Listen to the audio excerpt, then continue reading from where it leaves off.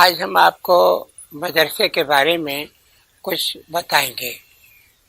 مدرسے کے بارے میں بہت ذکر ہوتا ہے کہ پاکستان، ہندوستان اور دوسرے اسلامی ملکوں میں کتنے مدرسے ہیں، وہاں کیا پڑھایا جا رہا ہے، اور وہاں طالب علم تعلیم یافتہ ہو کے جو نکلتے ہیں ان کی سوسائٹی کے اندر ان کی کیا ضرورت ہے، کیا اہمیت ہے۔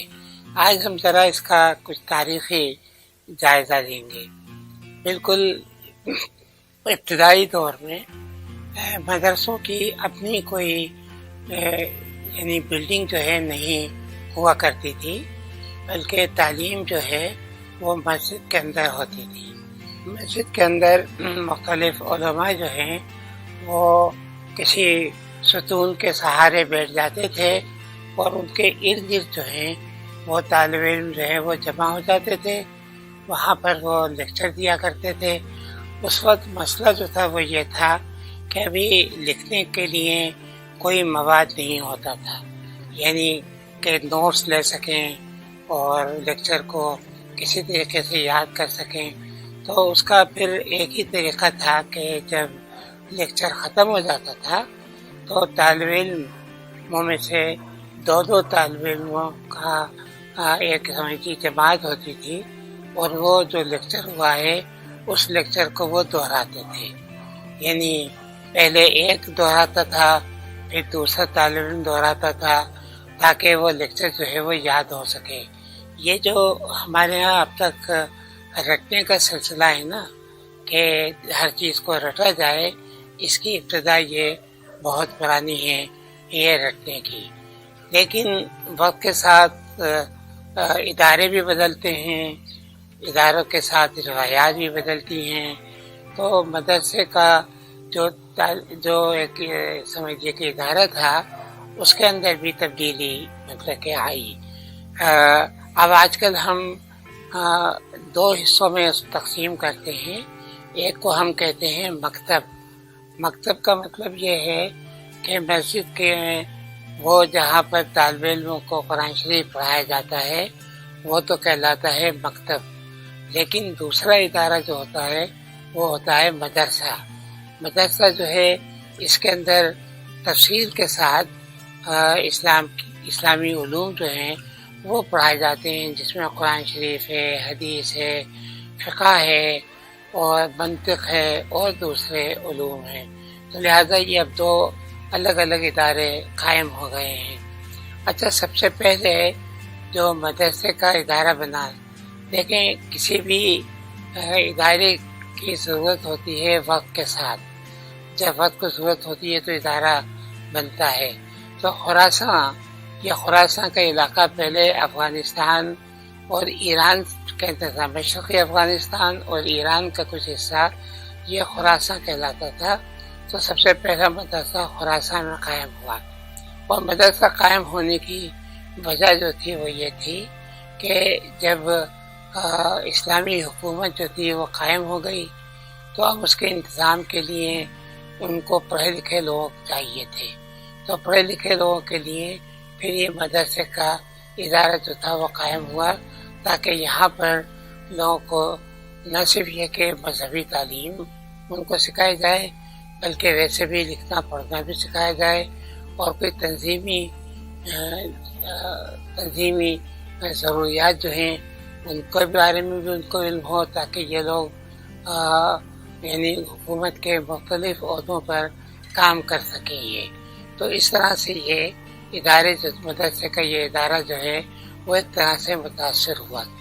اچھا، لیکن ایک چیز ہمیں یاد رکھنی چاہیے کہ زیادہ تر مدرسے جو تھے یہاں پر مذہبی تعلیم جو ہے وہ ہوا کرتی تھی، لیکن وہ بہت سے پیشہ ور جیسے کہ معمار ہیں، موچی ہے، جلاہے ہیں، یا دوسرے زیورات یا اسلحہ بنانے والے کاریگر ہیں، ان کے کوئی اسکول، کالجز یا کوئی ادارے نہیں ہوتے تھے، لیکن یہ بھی معاشرے کے لیے بہت ضروری تھے، چونکہ بغیر معماروں کی عمارتیں نہیں بن سکتی تھی، بغیر موچیوں کے جوتے نہیں بن سکتے تھے، جولاہوں کے کپڑا نہیں بن سکتا تھا. تو جو کاریگر تھے ان کے اپنے کوئی ادارے تو نہیں تھے، لیکن ان کا علم جو ہے یہ استاد شاگردوں کے ذریعے سے سیکھا جاتا تھا.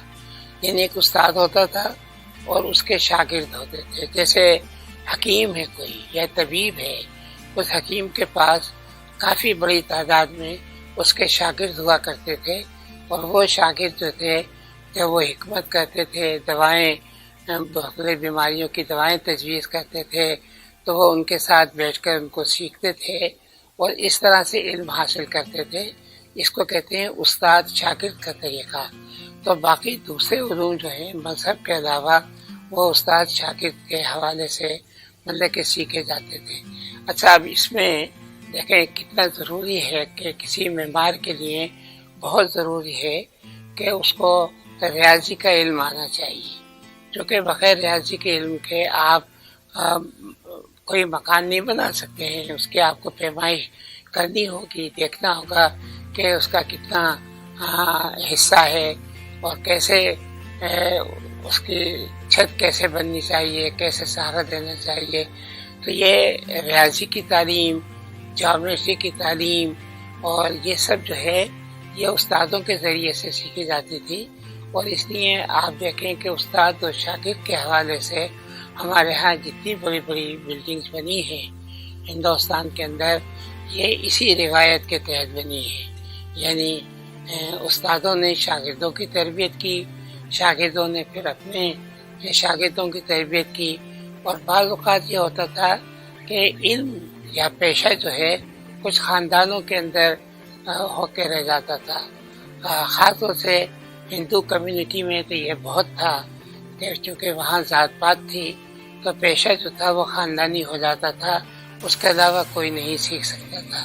لیکن مسلمانوں میں مطلب کہ یہ نہیں تھا. یہ ضرور ہے کہ جیسے اگر کوئی بڑا حکیم ہے تو اس کی کوشش ہوتی تھی کہ اس کے نسخے جو ہیں وہ خاندان ہی میں رہیں، تو کسی دوسروں کو پتہ نہ چلے، چونکہ وہ ان کی کمائی کا ذریعہ تھا.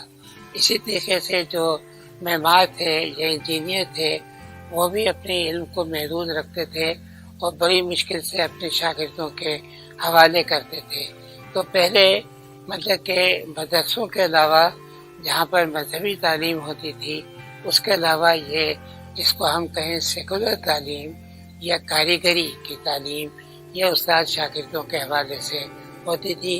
اور اس کے بڑے مطلب کہ ہمارے پاس نمونے ہیں. مثلا تاج محل کی پوری عمارت جو ہے وہ انہی معماروں نے بنائی ہے جنہوں نے کسی اعلیٰ تعلیمی اداروں میں تعلیم نہیں پائی تھی، بلکہ اپنے استادوں سے انہوں نے سیکھا تھا.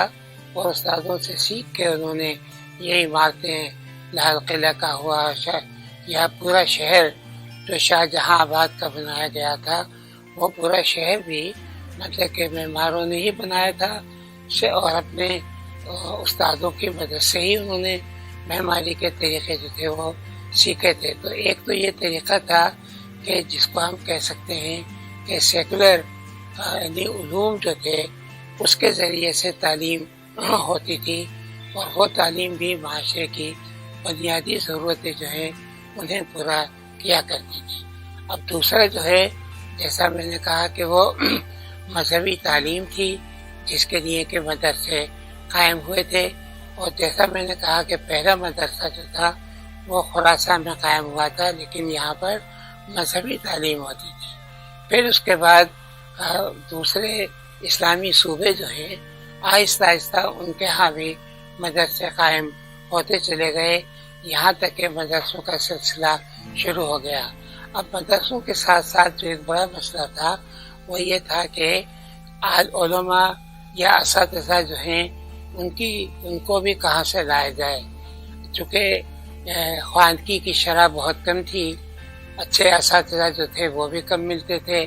تو اچھے اساتذہ کو جمع کرنا جو ہے وہ بھی بڑا مشکل کام ہوتا تھا. بعض اوقات شاگرد جو ہیں کسی استاد کی تلاش کے اندر دور دراز کا سفر کیا کرتے تھے اور جا کے اس سے علم حاصل کرتے تھے، چونکہ کتابیں نہیں ہوا کرتی تھیں. یعنی جیسے کہ آج کل کتابیں جس طرح سے ہیں، علم کی وہ سہولتیں نہیں تھیں جو آج کل ہیں، تو لوگ دور دراز کا سفر کر کے جایا کرتے تھے اور علم حاصل کیا کرتے تھے۔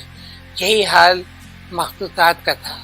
مخطوطات جو تھے وہ ہاتھ سے لکھے ہوتے تھے، اور جب تک کاغذ نہیں آیا تھا یہ مخطوطات جو ہے وہ پارچمنٹ پہ یا چرمی یعنی جلدوں کے کھال کے اوپر لکھے جاتے تھے، جو ظاہر ہے بہت قیمتی ہوتے تھے، اور طالب علم ان کو افورڈ نہیں کر سکتے تھے، تو علم حاصل کرنا ایک طرح سے بڑا مشکل تھا۔ اور اس لیے اس کا ایک ہی طریقہ تھا، وہ یہ تھا کہ زبانی علم کو زیادہ سے زیادہ حاصل کیا جائے، چونکہ لکھائی کے لیے آپ کے پاس ذرائع نہیں ہوتے تھے، تو زبانی علم کی جو ہے وہ زیادہ اہمیت تھی، اس کے ذریعے علم ایک نسل سے دوسری نسل میں منتقل ہوتا تھا۔